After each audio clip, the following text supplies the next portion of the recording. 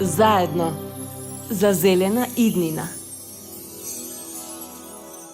Денот како станаа Зелена и еколошка партија ДУИ го промовира и својот прв спот, насловен прв проект од зелената агенда на партијата. Во кратко видео од 20 секунди може да се види како паѓаат фабрики, се појавуваат сончеви колектори, сончоглед и зеленило, без објаснување како овие проекти би се оствариле.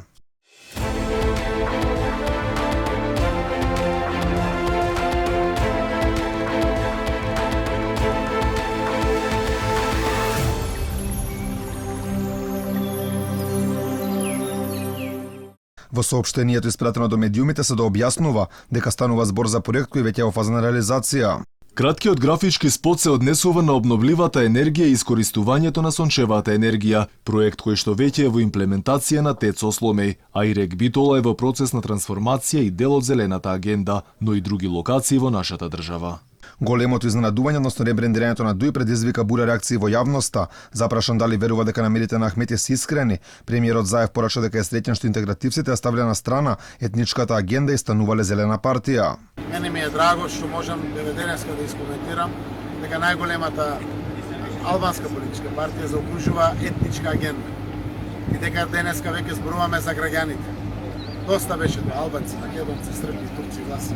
Граѓани имаме во државата. И сакам да го поздравам тоа заради тоа што е навистина исчекло, посебно кога доаѓа од најголемата владеачка партија од албанскиот политички блок. Зеленилото на ДУИ беше една од главните теми на социјалните мрежи. Дел од коментарите сега промовирањето на интегративците во Зелена партија е како да ставиш педофил за директор на градинка. Замисли цел живот протестираш, гушкаш дрва, лежиш пред багери и ти идеали Ахметите брка на клоци и вика ова сега е моја работа. Реално ДУИ се зимзеле на власт од кога постојат, сега само бојата ја ускладија. Инаку одлуката за ребрендирање на партијата Ахмети ја донесе откако ДУИ последниве години доби се што бараше на етнички план, односно беше изгласана двојазичноста, во собранието раководи нивни кадар, а во последните 100 дена од овој владин состав и премиер ќе биде албанец.